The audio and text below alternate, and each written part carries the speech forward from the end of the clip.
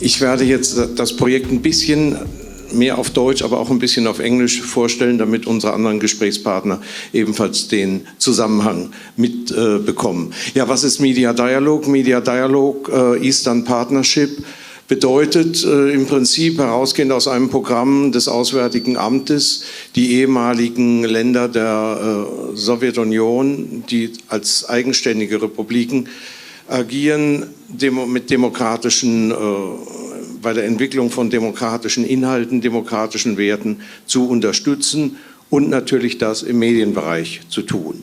Was wir jetzt im Moment erleben, wir alle sehen die schrecklichen Bilder aus der Ukraine, aber wir hatten nicht nur seit 2020 Bilder aus der Ukraine, wir hatten auch die Kriegsbilder aus Bergkarabach, wir hatten die Niederschlagung gegen Lukaschenko, der nach der Wahlfälschung wie demokratische Öffentlichkeit in Belarus niedergeschlagen wurde. All dies hängt zusammen, wie wir jetzt auch in der Ukraine sehen. Und ich freue mich ganz herzlich, dass wir auch vor Ort, nicht nur online, relevante Organisatoren auch des Media Dialogue Projektes hier bei uns haben. Das ist einmal die Volja Kluvin, die wird nachher, Volja Kluvin is Member of the Belarusian Association of Journalists. Das sind die belarussischen Journalisten, die im Moment alle im Exil arbeiten müssen,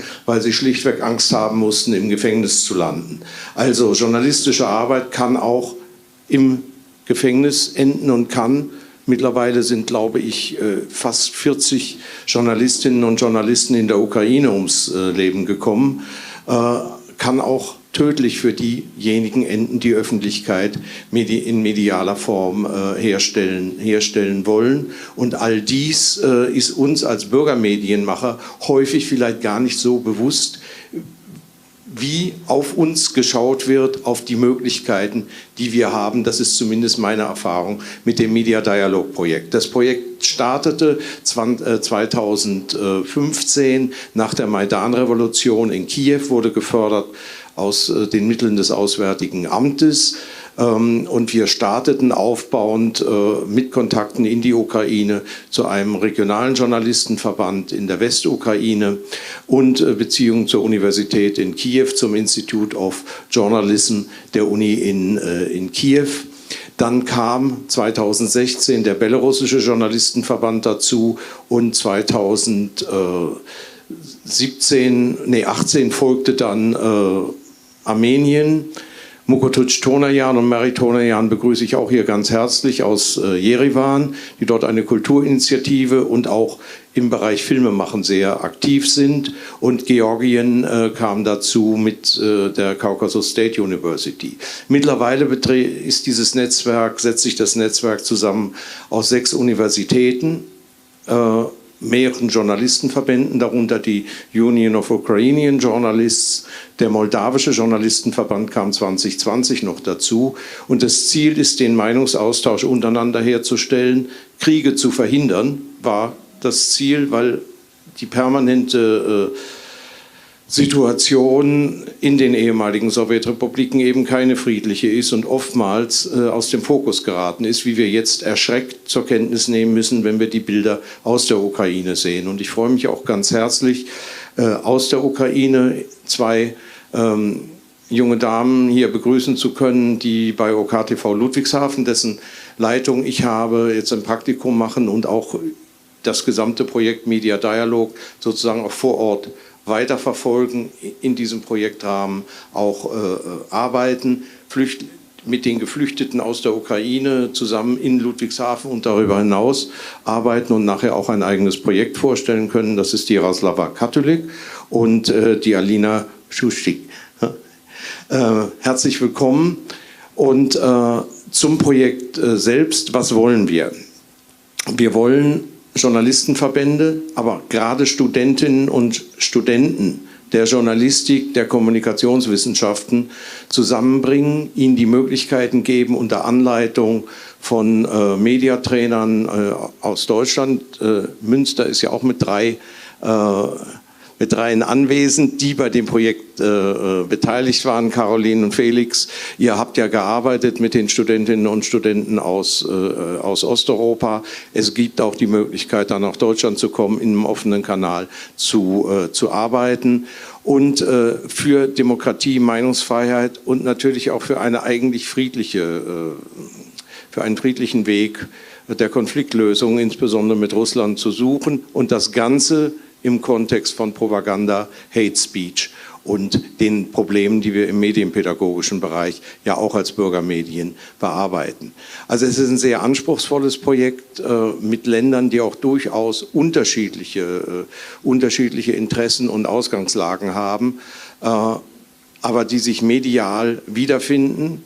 Und medial wiederfinden heißt in Beiträgen im und für die Bürgermedien, Media Dialogue TV.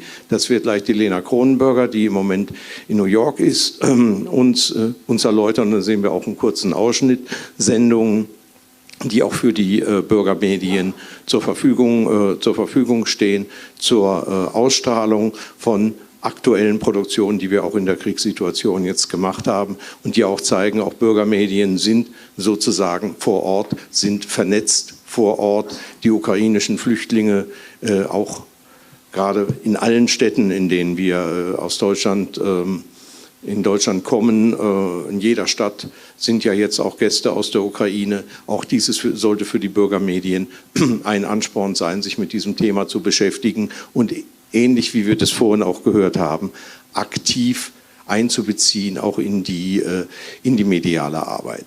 Wir haben, das ist dann mein letzter Satz, eine Webseite unter mediadialogue.eu. Dort sind sämtliche Projektergebnisse der seit 2016 komplett dokumentiert. Es gab auch viele Fernsehsendungen in der Ukraine, in Armenien, also von den großen Sendern, wo auf unser Projekt hingewiesen wurde, über unser Projekt berichtet wurde, sehr viele Zeitungsartikel. Und ich freue mich auch insbesondere, dass wir dieses Netzwerk trotz der Kriegssituation heute auch präsentieren können mit Zuschaltungen gleich in die Ukraine, wo wir dann auch authentische Berichte von Jefen Zimbalenko von der Uni in Kyiv bekommen und von Lina Kushch als erste Sekretärin des ukrainischen Journalistenverbandes, die zeigt, wie Filmarbeit, wie journalistische Arbeit unter Kriegsbedingungen im Moment im Land stattfindet und mit welcher Dramatik die Situation vor sich geht. Wir haben einen Facebook-Account und das war dann schon dramatisch, das muss ich auch noch mal dazu sagen, wenn man dann von einer unserer Partnerinnen hört, als in Kiew die Raketen eingeschlagen sind. Ich hoffe, dass ich meinen 30. Geburtstag noch erlebe. Und man dann und die Katarina Sokolova aus Kiew uns dann sehr schnell Bilder schickte über die Zerstörung. Ich habe eine U-Bahn-Station in Kiew in der Nähe der Universität, da bin ich eigentlich häufiger ein- und ausgestiegen, als in Ludwigshafen die Rakete getroffen hat. Eine der ersten Angriffe auf Kiew. Das ist schon heftig, aber zeigt auch die Verantwortung von Medien, aber auch die Chancen und gerade auch die Chancen für Bürgermedien.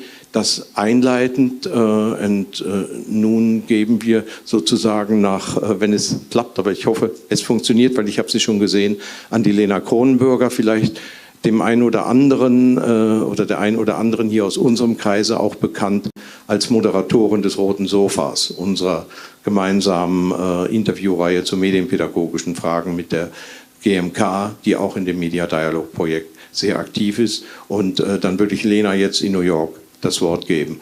We go to Lena to New York.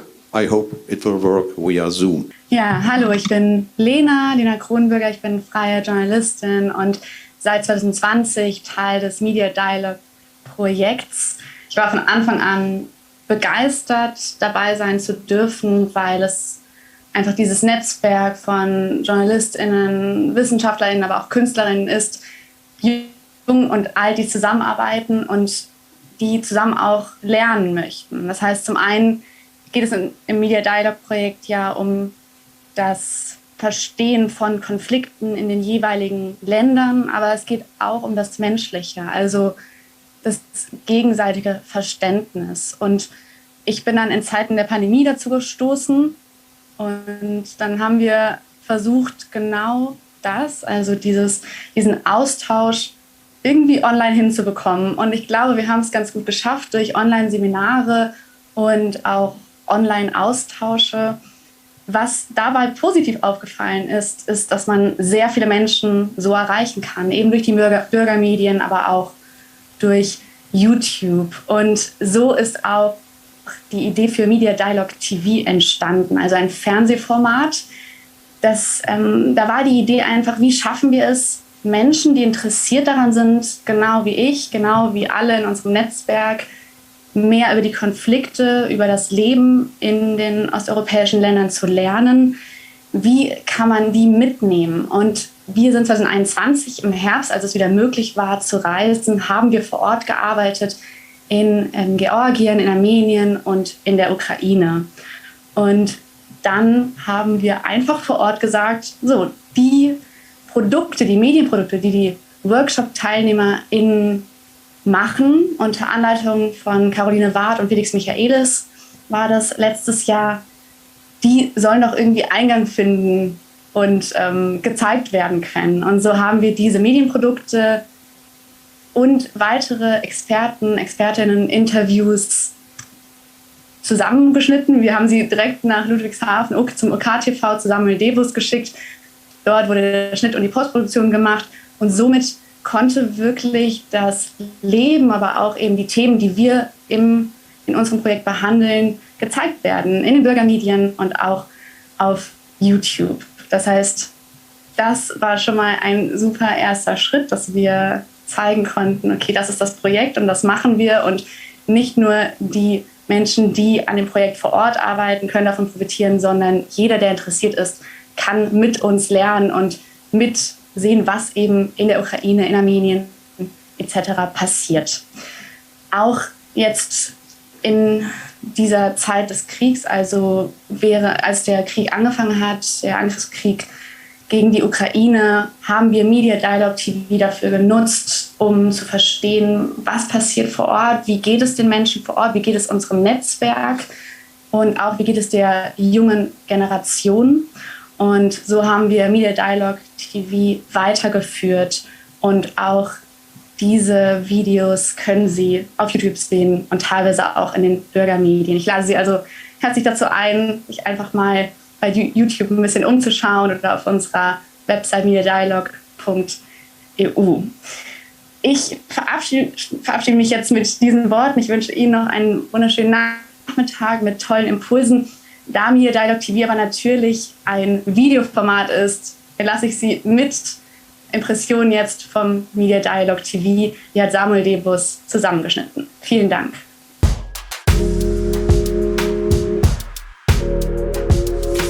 Welcome to Armenia. Welcome from Lviv in Ukraine. I'm right now in Tbilisi, Georgia.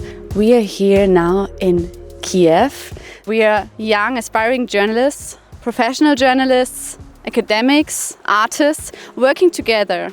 People from Moldova, Georgia, Belarus, Ukraine, to talk about the freedom of press, to talk about democracy and how we can strengthen it, to talk about journalism and why it is so important.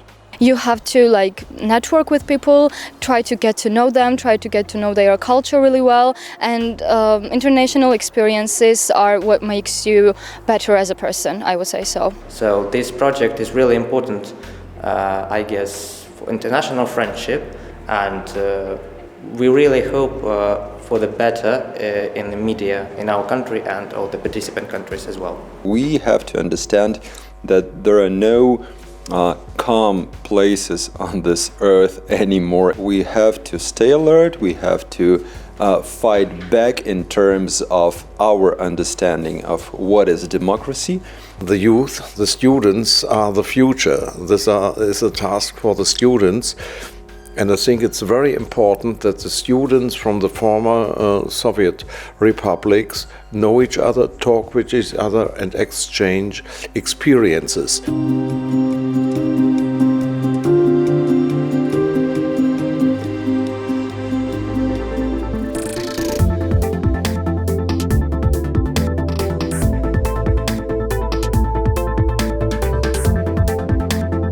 And today, the most awful things after the Second World War happens, Russian aggression and the Russian attack against whole Ukraine. We pay especially attention on the situation on the east.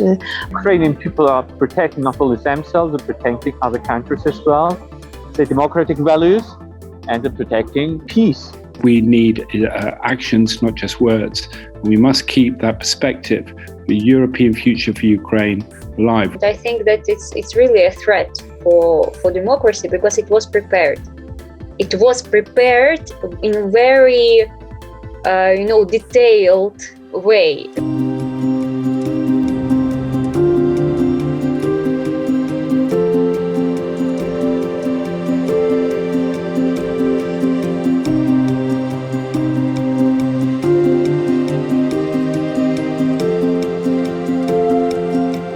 In such a short period of time, so much changed. Now, today, it's 2 weeks ago that the war has started. The first 3 days was the most scariest. I can even say in my life. I was really sleepy, but then I've heard the explosion myself. I was thinking about asking you actually, how are you? But it seems so weird to ask you that. I try to keep calm. I try to be okay, something like this.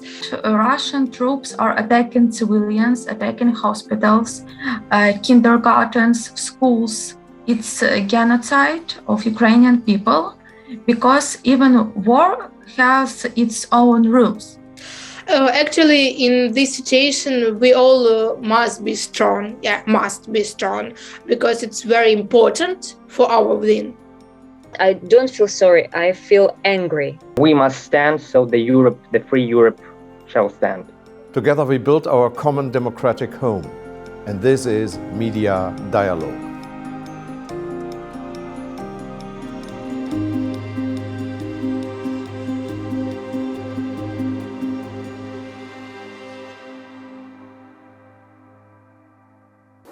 Ja, also das war der Zusammenschnitt der Sendungen, die wir produziert haben. Die stehen über den bvbm-Server, auch jedem Bürgermedium zum Abruf bereit, bringt über die Bürgermedien die Situation in den ehemaligen Sowjetrepubliken auch als lokales Ereignis auf die Bildschirme. Ich weiß, Bettina Wiegand hat ja auch ein Projekt mit der Ukraine, mit ukrainischen Journalisten in Magdeburg gemacht.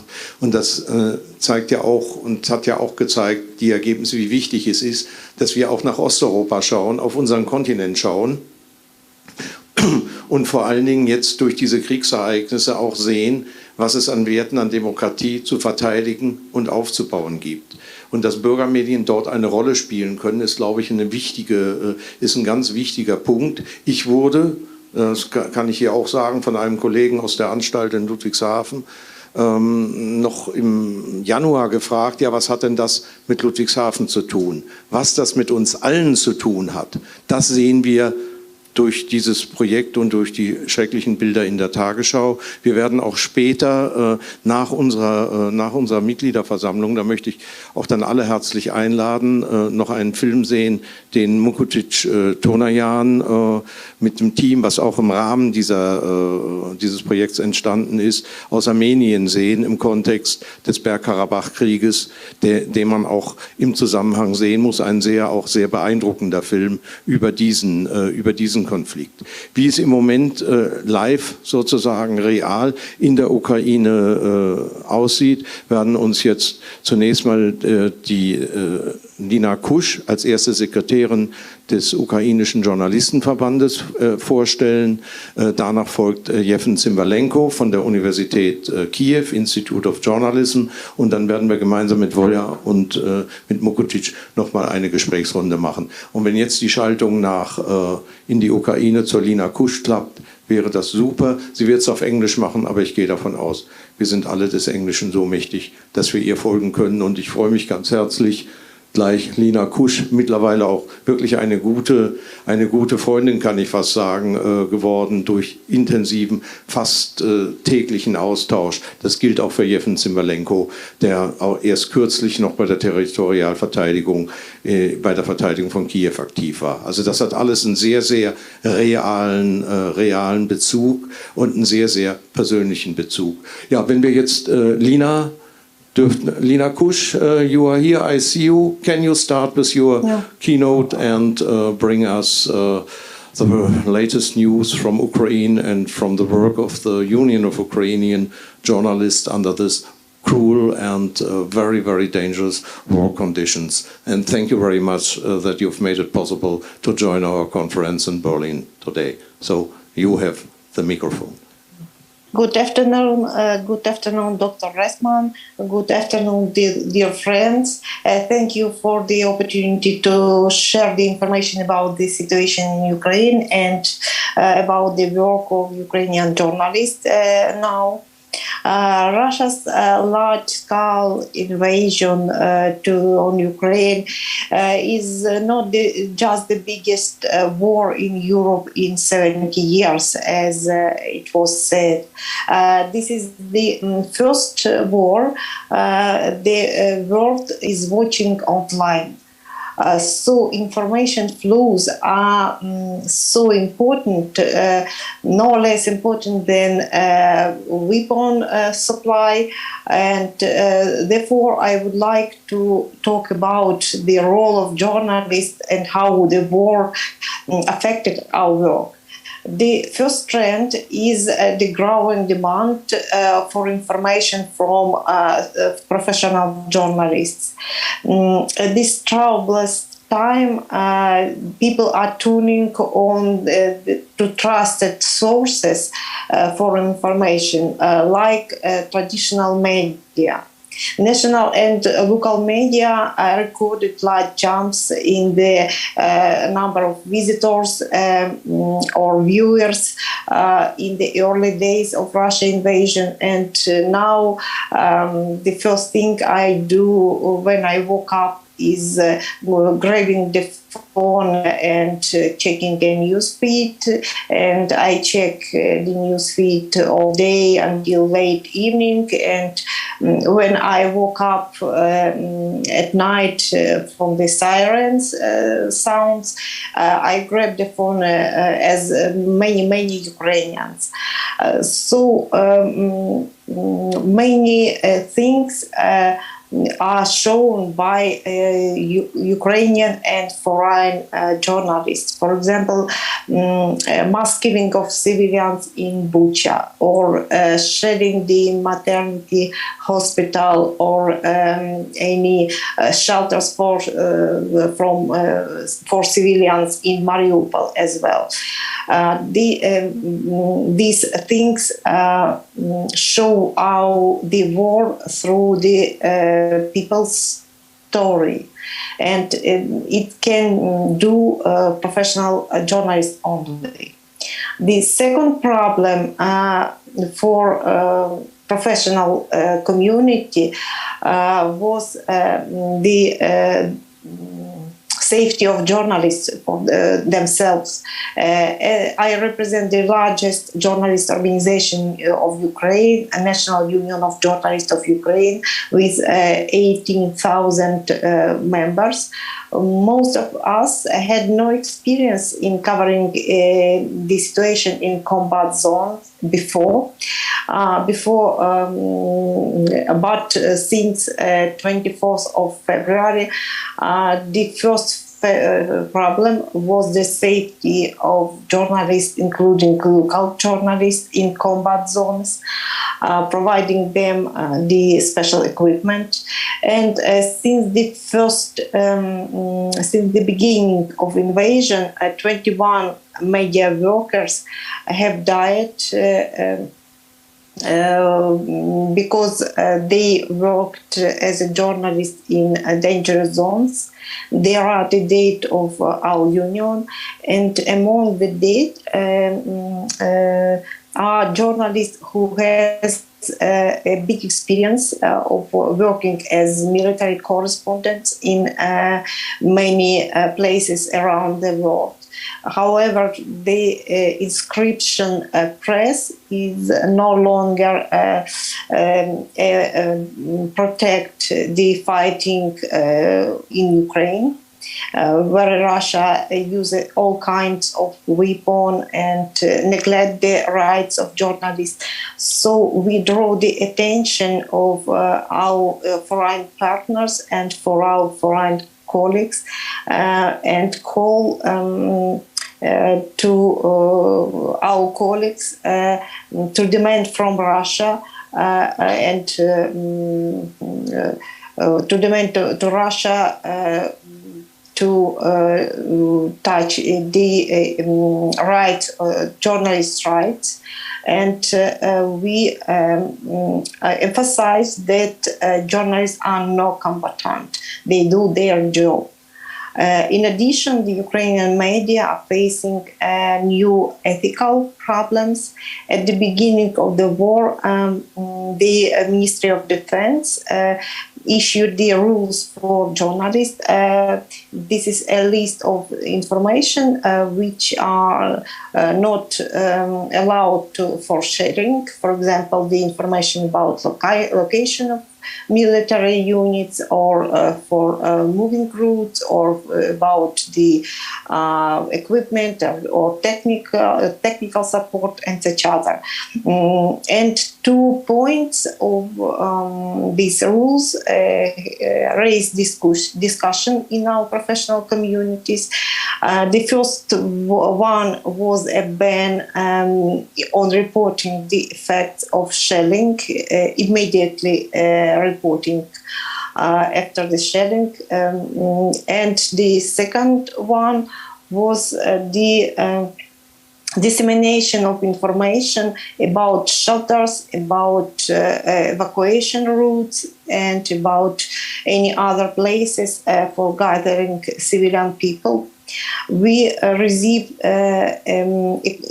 inquiries, we receive questions from journalists. How do they cover the situation? We understand that our colleagues try to cover any situation, any events immediately. But if this information harms civilian people or militaries, it's important to refrain from publishing for a certain time. For example, when it's about evacuation of civilian people from dangerous zones, it's not necessary to share the information in real time, in online, where the buses are now, or how many people are there, etc. On the other hand, journalists try to do their job and to share the information important for the audience. In the other case, it can lead to the self-censorship, or it can lead to the fact that audience try to look for information in other sources, including Russia sources. According to Russia propaganda and its impact in this war. The first thing Russian military is doing after capturing any territory, any city or districts, is to turn off the signal of Ukrainian TV and radio and Ukrainian cell phone. To deprive people from access to objective information. At the same time, Russia began arresting and intimidating local journalists. At least 10 local journalists were illegally arrested by the Russian militaries on the temporary occupied territories like Kherson region, or like Melitopol and those of south of Zaporizhia region. This is a real hunt for journalists and for public figures, pro-Ukrainian public figures, aimed at an information cleansing of the territory. What such method of Russia propaganda lead to, we can see in the example of Russia. Almost over 80% of the country's population supports the war in Ukraine. It didn't happen yesterday, it didn't happen immediately. Their people were treated by propaganda over 20 years. And the country has a powerful system of propaganda. Therefore, Ukrainian journalists and Ukrainian society has sharply criticized the fact that Russia journalist Maria Ovsyannikova from TV1 channel, who ran out with a poster on air, will now work as a freelance correspondent for German newspaper Die Welt, covering events from Russia or from Ukraine, but also from Ukraine. Our union, as well as Ukrainian journalists who are working in Germany now, appealed to the Welt now to instruct Maria Ovsyannikova to cover events in Ukraine. We doubt that she can be objective, that she can be unbiased in these issues. So if Ovsyannikova really opposed the Putin's regime, she should focus on that, we think. It must be remembered that Russia propaganda uses a Western standard of journalism to its advantage. We have all seen the killing in Bucha. More foreign journalists have been there in a week than in Ukraine in recent years. Russia denies the killing and calls them staging. If this is a second opinion for an article, of course not. Journalists can become victims of manipulation. Propaganda is aimed at them and their audience, that so-called two sides always to blame in a conflict. Or Russia is not profitable, or Ukrainians or Americans are not better, and such other. The purpose of such manipulations is to reduce the pressure on Russia and allow it to move forward. As I said at the beginning, the Russian invasion on Ukraine is the first war the world is watching online. Can we, journalists, remain objective in these circumstances? We can be out of the process because we are inside. Because this war is going in my country, and I lost my home. I'm hiding behind air raids in a shelter. But we can and should be objective, tell the truth, and show people in these circumstances.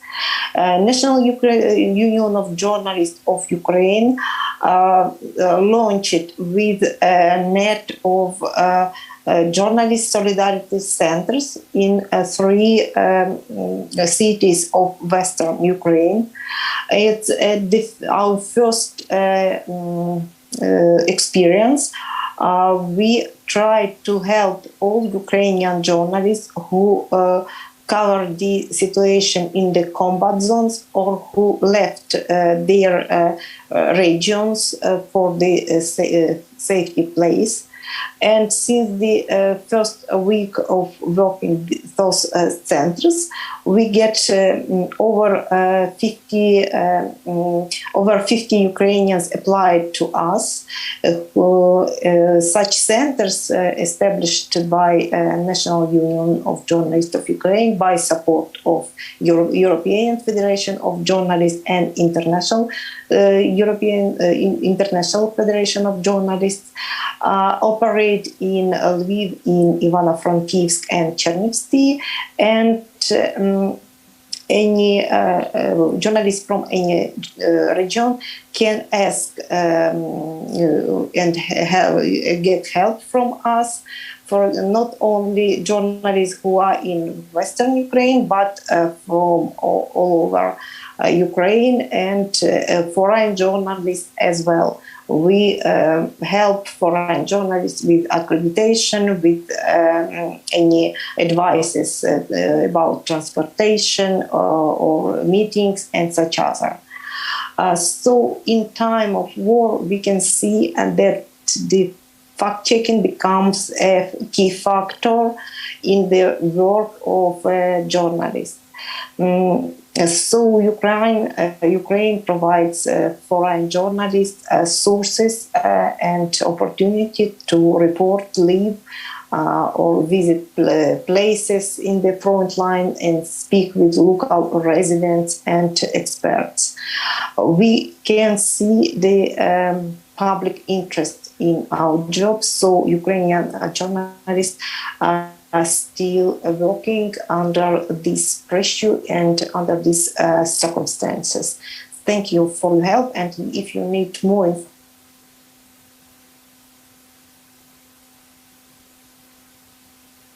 or to our union. Thank you very much. Yeah, thank you, Lina, too, for your words. Now we have the possibility to take some questions to Lina. I have one from Armin Ruda, our co-chairman from the bvbm, from our national organization. He asked, since March, the Ukrainian government said there is only one TV channel reporting about the war, and all the different channels are united, in inverted commas. What do you think about this? How is this in combination with the trust and the truth of reporting, and so on? What you have told us just before. I think at the first weeks of invasion, it was a good format for Ukrainian TV channel to unite their effort in covering the situation. But now I agree that we need maybe more TV sources and more TV programs for Ukrainian, but it's about financing all Ukrainian TV channels, and it's about financing any Ukrainian media. From the start of Russian invasion, all models of economic independence of Ukrainian media were destroyed. Any advertisement models or any models with or such other selling printing media or selling broadcasting time or such other these models were destroyed. So if we would like to have and to save the independent media, it's about direct financing support of them. And if we talk about TV channels. It's quite expensive to support Ukrainian TV channels, I think. So maybe it will be great to support any other channels for information, like online channels, like channels on online platform, and etc. Okay. Yeah, thank you very much, Lina. Are there any more questions? Yeah, Mikrofon. Moment.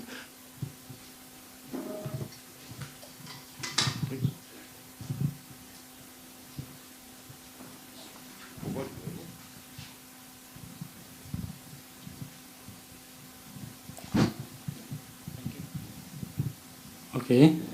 And the first, I want to say that thank you so much for that amazing job for all the journalists in Ukraine. And the question is, what about the safety for that journalist in Kyiv or in Ukraine exactly? Because that is really dangerous zone. Like, I know what the war exactly. I lived that before. So, what about exactly the safety for that journalist there in the zone? As I said, thank you for your question. As I said, the situation with safety of journalists was the problem number one we must to solve, because we have a lack of bulletproof vests, of helmets, and for first aid kits for journalists. And our journalists, especially local journalists, have no experience in using this safety equipment and has no experience in working in hostile environment. It was impossible to conduct the offline training for journalists during the war, but we conducted 3 online trainings sessions for them, and it was we can see that during the second session, for example, maybe a half of participants watched the training sitting in shelters. It was late evening, and our colleagues hid in the shelters for night. But as I said, at least half of killed journalists, foreign and Ukrainian journalists killed in Ukraine during these 2 months. At last, half of them were experienced journalists who run these trainings, who run the trainings, had special equipment, etc. But they said that it's so dangerous for journalists to work in combat zones now, because there are no rules for Russia troops, and the sign press on the vest, or on the helmet, or on the care can be the safe for journalists, because Russian troops broke any rules, and they can kill journalists directly, because they are journalists only. So we advise all foreign journalists who came into Ukraine to take with them all safety equipment, because it's hard to rent it in Ukraine, and it's hard to find in Europe as well, as I know. And we can give advices about visiting some places where the actual situation is. So, and the first advice is that you should be safety. You should pay attention on your safety, because it's important for you to make a good story or good report for your audience, but not kill. It's important for your audience that you be safe. Thank you so much. I wish you all the best. Yeah, thank you, Lina, very much. Thank you very much. Very much that you joined us here and telling about the situation, how to work as a journalist and as a media maker at the moment in Ukraine, and what does that mean, how to report, how it's organized, and how dangerous it is. This is the one side. The other side is Yevhen Cymbalenko at the university, at the Institute of Journalism. Our partner, Yevhen, also had been at OKTV Ludwigshafen several years ago. We're making different discussions, studio discussions at OKTV Ludwigshafen and at the studio of the Institute of Journalism of the University of Kyiv. And so, Yevhen, you are back from the west of Ukraine, again in Kyiv, and restarting also education, with the education, and to give your students the chance to keep on studying. What is the situation at the university at the moment, and what are you doing? How do you organize it to make, to keep on learning in a war situation? Yevhen, you have the word. Good evening, dear partners. Good evening, dear friends. First of all, I want to say thank you, all German society, all German officials and media workers for the help and support of Ukraine. It's really important right now. I am fully agree with every word that Lina said about dangerous and how too difficult to work journalists in Ukraine right now. I want to say sorry, maybe I will use some aggressive words, but I can't keep silence for the situation in Ukraine. And I representing Taras-Schewschenko National University of Kyiv. I'm Deputy Director for Scientific Work and International Collaboration of the Scientific and Educational Institute of Journalism. It will be not so shy, but we are biggest, oldest, and most famous university in Ukraine. And our institute preparing not only journalists, but we are preparing specialists of advertising, public relations, publishing business, media, producing, screenwritings, and all speciality that connected with communication. And that's why we are the most important in the journalistic way in Ukraine. Since 2015, we are partner of Media Dialogue project, and one of the way of our collaboration is media literacy and media education. This is the very important part to developing democratic, because it will not be fully democratic if will not be developed media education. Media literacy will be on the low level. Just a simple example, Russia soldiers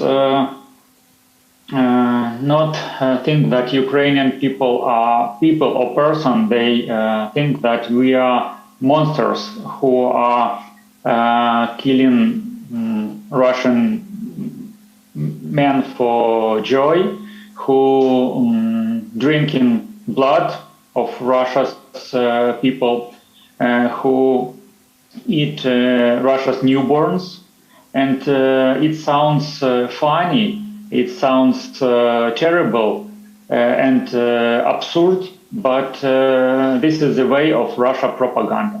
That's why Russian soldiers came to our territory not for catching some lands, not for catching some strategic objects.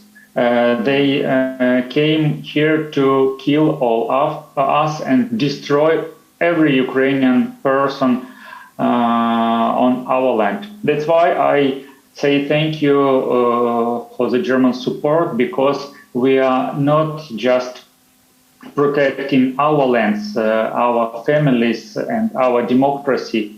We are border between European independence and democracy and Russia's. Media dialogue projects give possibility to develop media literacy and media education for Ukrainians. We work hard in this way and do many media products, a lot of journalistic materials to develop democracy and to cover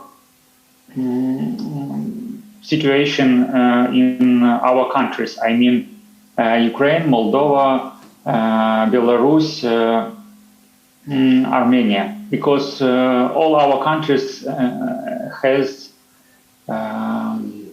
war conflict with Russia.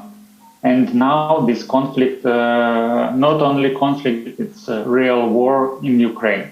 That's why journalistic work and journalistic activities very important to show real situation, what happened in Ukraine, but not virtual situation, not virtual information like Russian media show on using their media.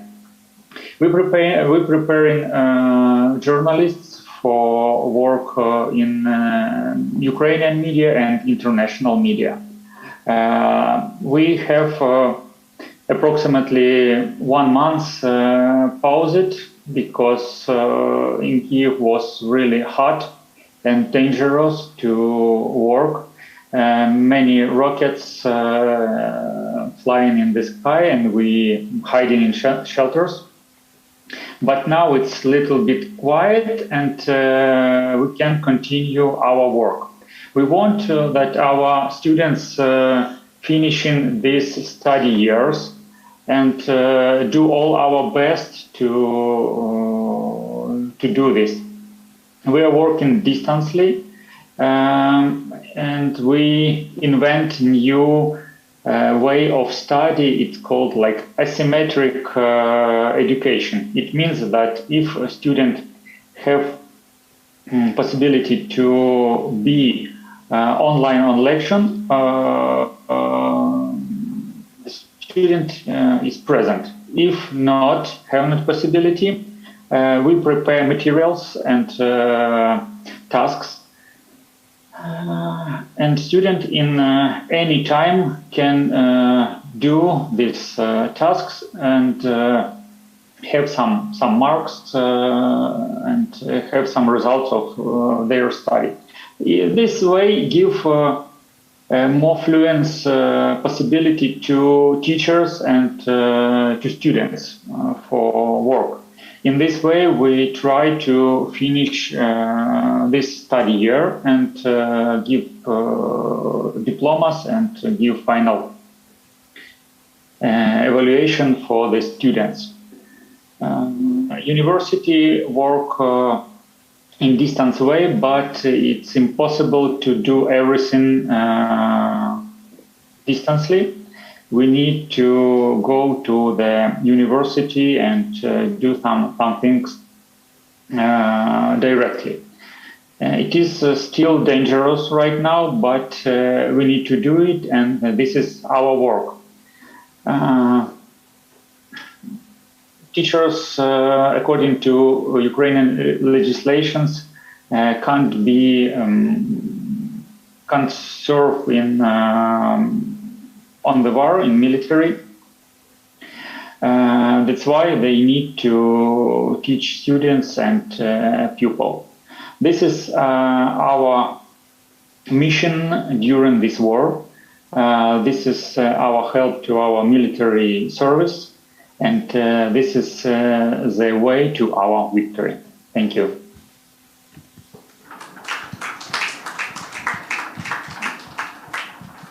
Yeah, thank you very much, Yefin. It's impressive that you work again under these conditions, and this is also a sign of hope that Kyiv and Ukraine will survive this war as a democratic country, and it's great that you have joined us today. Are there any questions from our audience? If not, I say thank you very much, and we will have a small round of discussions with the Armenian and Belarus view. So I ask Voya and Mukotic to sit down with me, and it will be necessary, Alina, can you translate from Russian to English? Yeah, great. Then we need one more chair.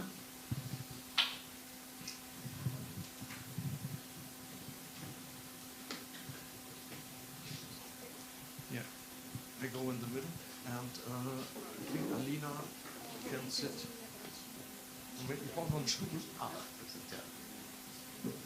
That's great. Okay.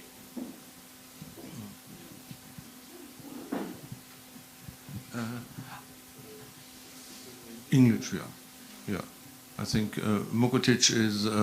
I can introduce him as one of our partners, also a very interesting partner, because Mukotic was involved in the First Karabakh War, was injured in this war, and became an artist with a residence in Yerevan. And he is a filmmaker too, and he makes military art. He can tell it what that means against the war, in a situation which is also very dangerous, and with which war experience, with the experience of a revolution, with media experience under pressure, with all the things we can't believe in a democratic country like we are, and working with public access channels like we learned before. So I'm very happy that also Voya is one part of our team today. Voya comes from the Belarusian Association of Journalists from Minsk, at the moment in exile. The whole journalists are working from exile, thrown out by Lukashenko regime after these demonstrations against the elections in 2020. We were live. It was also a live event during our Media Dialogue project. Both were live events. First, the repression to the people of Belarus, and then the second war in Karabakh. It is very impressive. You can also have a look at YouTube to see how the reaction was, what background interviews about the behind the scenes, which was possible because we made this Media Dialogue project Corona-based online in 2020. Now we have the situation we just heard in Ukraine, and I wanted to start with Mukotic Tonayan, because Armenia was in a war with different enemies, but also with a lot of problems with propaganda, with a lot of dead young soldiers in Armenia, and you are part for several years in the Media Dialogue project. And so what does this project mean for you under this very, very difficult conditions in Armenia? So, Mukotic Tonayan. Thank you very much for organizers for this great opportunity, actually, to be here and learn a lot also what's going on surround, and also to open our viewpoint. First, a few words I would like to say about Media Dialogue. network and its opportunity that it opened up for all participating countries and institutions. This is sort of like involving project look like that, because the network is open for other organizations as well to join. And we joined to this to Media Dialogue network from 2016. And now, as a like permanent partner, we can say like sometimes we sign as co-organizers of events that we do, because we don't have really like board like that. But in fact, there is a board, which it's like when especially main subject is democratic society and leading to social changes, and what will help to develop democratic society. And democracy is something that you don't like establish and that's enough. No, you have to follow, you have to take care of that, about that every day, and we understand this. And such projects are just to firm up all these principles that we all believe and do. And the Media Dialogue does one of its parts of point in all participating countries. Thanks to funders who do this next year, and also thanks to partners that we show mutual interest always, trying to find topic related to that subject and continue. So shall I wait for translation or I just talk? No, English is okay. One other important point that I would like to speak also about Media Dialogue is it was clear actually that we understand from the beginning that something is cooking up geopolitically in the region, and another conflict is coming up that will be already in 2016, it was clear. And so in some years when we're choosing topic, we paid attention also on conflict sensitivities, on research, and for peace there was Media Dialogue about this too. And the role of media and news agencies in that. So this is very important thing. In fact, it addresses not only like regular people who has their own right to get truth about what's happening, not only in their country, also in the surrounding, but also to professionals who is responsible to deliver truth, who is responsible to deliver right picture and open right panorama for people to understand the situation. And the second thing that we touched last year during the project in all these three participating countries, in Georgia, Ukraine and Armenia, was this hybrid war. This is new term that we talked about a lot recently. Not everyone understands this, and maybe, but professionals, they have to understand what does it mean and how it works. We have to get one fact that like hybrid war is like part of this media is very involved in that.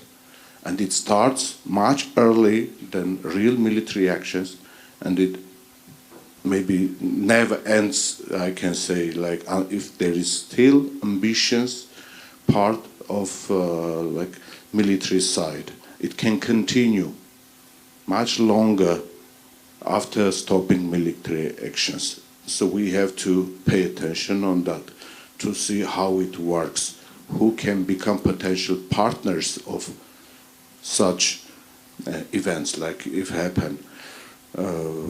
In that background, if we see independent media organizations and independent journalism and investigating journalism is very, very important for like building democratic society, because those are not that much under control and not dependent from the funding sources. And the third point, I would like a few words to talk about Armenia's situation. is like this is another. It's about, I would say, like about visibility in media landscape. In my country, I'm not happy actually how they work, responsible people about this. Even during the war in 2020, where we were always in touch with our media dialogue partners, and Wolfgang, Dr. Wolfgang with other our friends, they helped me to understand what's happening here in German media and all the others. It's not always, it's not about like telling the truth, it's just telling nothing. So this is responsibility of the country who provides news. So there should be some point to give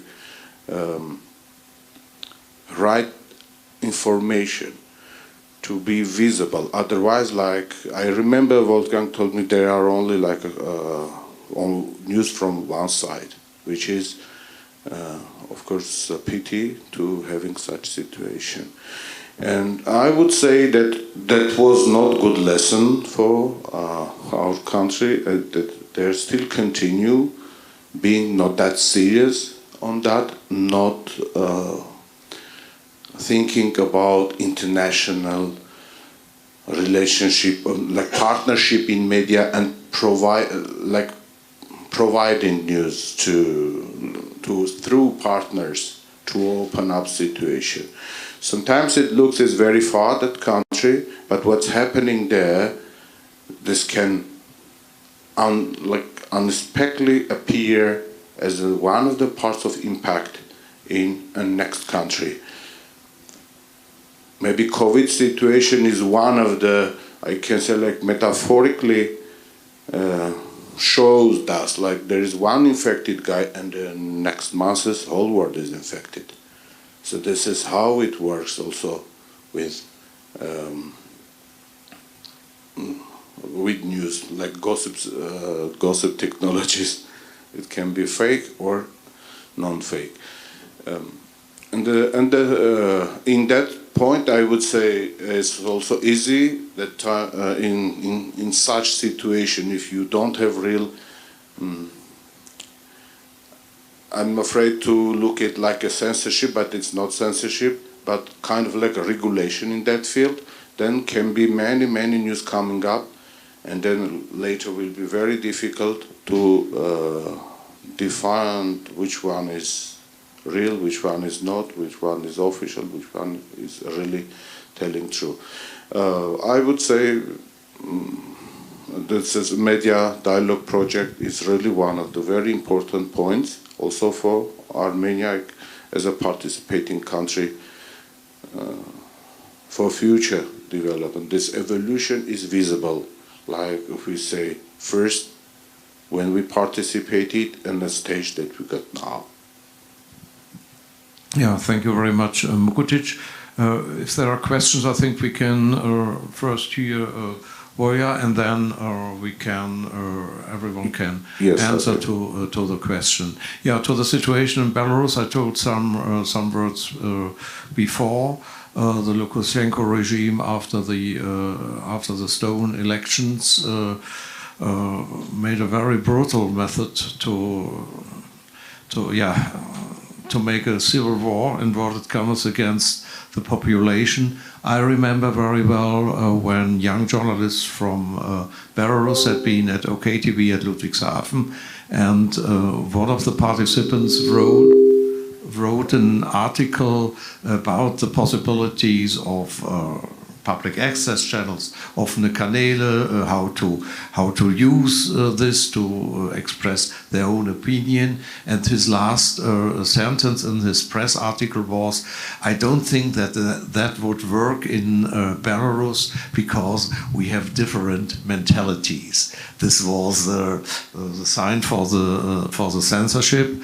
But this was in the time before all the things began, and when we have now a look at the situation in Belarus, also after the war in Armenia, now the war in Ukraine, it all depends, it seems. And you are meanwhile in exile, the whole PIJ, the whole Belarus Association of Journalists, our partner in Belarus, is in exile now, and would be great to hear from you. Yeah, how do you work?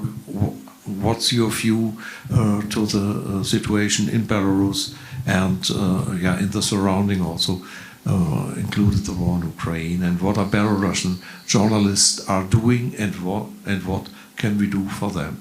Mm-hmm. Hello, everyone. My name is Volkhakh Boyin. I'm the head of the information service of the Belarusian Association of the Journalists, and I have a few words about the situation in the media sphere of Belarus and about our colleagues. The Belarusian Association of the Journalists is a non-government association of media workers, BASH promotion freedom of expression and independent journalism ideas in Belarus and in our professional community. BASH was, I would like to stress that BASH was deprived of state registration last year in September.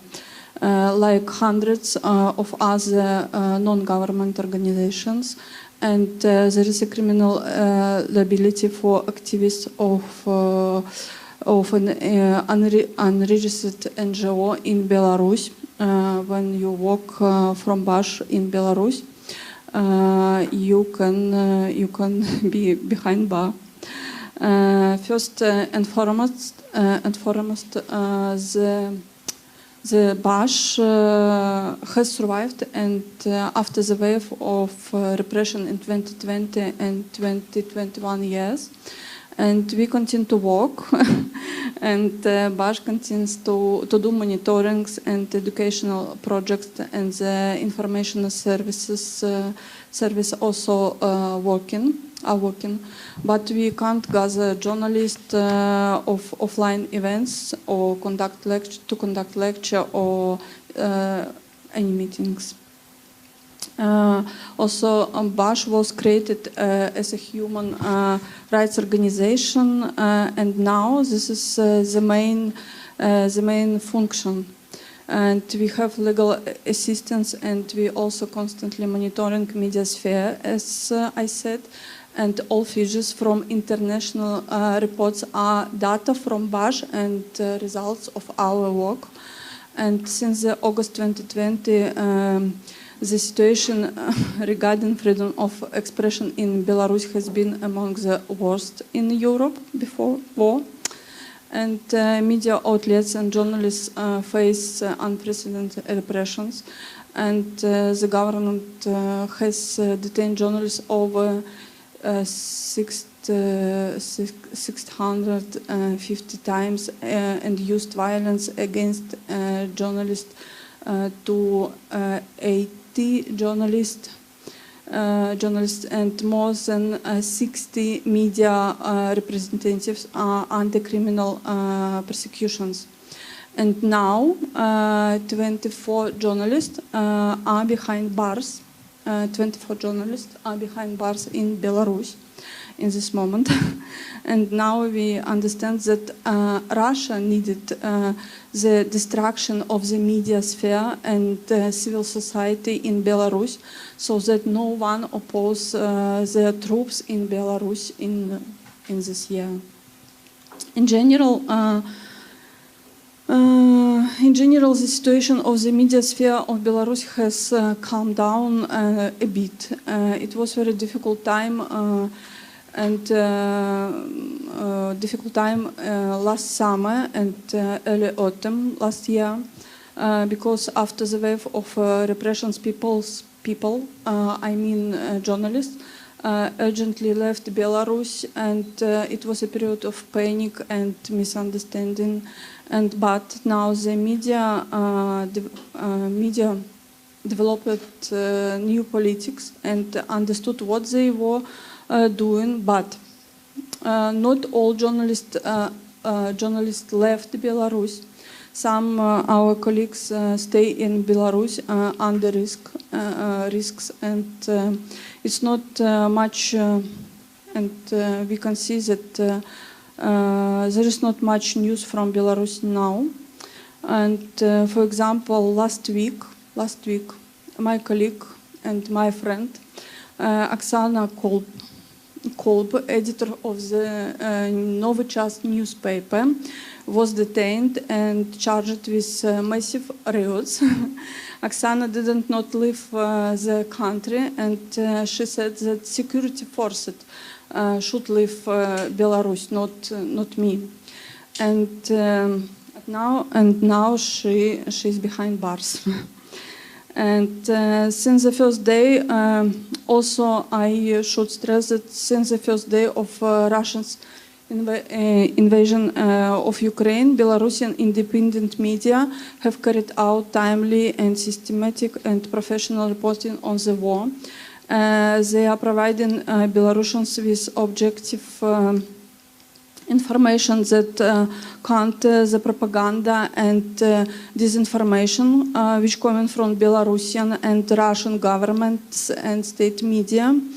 And also interesting moment that after the Kremlin shut down Russian independent media outlets in February and in March, Belarusian digital media became an important source of information for Russian society, and independent Belarusian media news sites observed an increase of traffic from Russia. As a result, several Belarusian and national and regional online websites were also blocked in Russia in March and in April this year. And we understand the Belarusian democratic forces, including independent media, need international support and solidarity, which might help to free more than 1,000 and more than 100 political prisoners in Belarus. And also we understand that non-state media in Belarus, and I'm sure, and Lina Kushch said that also, that can't work without grants assistance, because all economic models are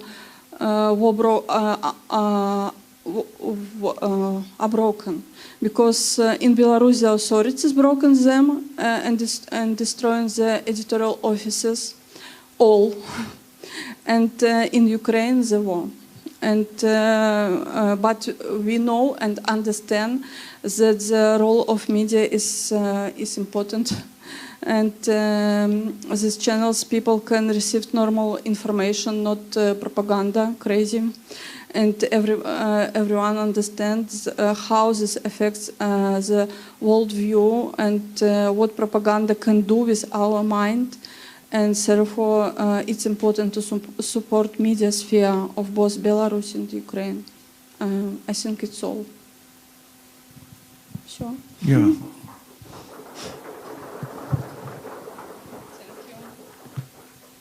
Thank you very much for this statement. You see also the situation in Belarus is not a real war situation, but Russia tried to use Belarus as a war partner, and that depends also to repress democracy and media work. And I think this is we have to have a view on this whole development and to combine it with our task in the public media scene to work against media literacy, fake news, propaganda and hate speech. It all contains, and the result can be a really cruel, dangerous war or a very, very repressive political system where democracy is no more or no longer a word or even a point of view in the future. And so this war in Ukraine also means a fight for freedom in Belarus, hopefully, and that you can continue your work in Belarus after this time of exile. And this is a very hard time, I know, also from your colleagues. Are there any questions from the audience here? If not, I have some questions getting what's going on with Media Dialogue. Wie geht es mit dem Media Dialogue weiter? Ich hoffe, dass wir weiterhin Unterstützung vom Auswärtigen Amt bekommen. Ich hoffe aber auch, so war es geplant, dass wir Unterstützung von den Stiftungen politischer Parteien bekommen. I hope that we will again be supported by the Minister of Foreign Affairs of Germany, who founded this project since 2015 with around about 500,000 euros. And I hope that we will get support by political foundations. There is a pilot project, or we planned a pilot project with local journalism, with students in Ukraine. No, the war happens. Let's see what's going on. We are supported by the Gustav Stresemann Institute at Bonn, and always citizen media, always open channels, always also the bvbm is involved in this, I think, very, very important view to the East and to the responsibility of media, what we are representing local. And last but not least, perhaps we can have a short look on our webpage. Moment. Yeah, this is our webpage. It's hosted in Armenia, and it's also updated in Armenia. Soon you can have a look at mediadialogue.eu, showing also the European perspective that we are living on one continent, and we have a complete documentation of all activities we talked about. The films, podcasts, and everything which was made since 2015 by the students with the blog. You can have really a big basket of media products which were produced with the support of public access channels and the bvbm and OKTV Ludwigshafen in this network. And so we hope we can continue, and wir werden auch weiterhin hoffentlich Armenia berichten können über die Aktivitäten hier.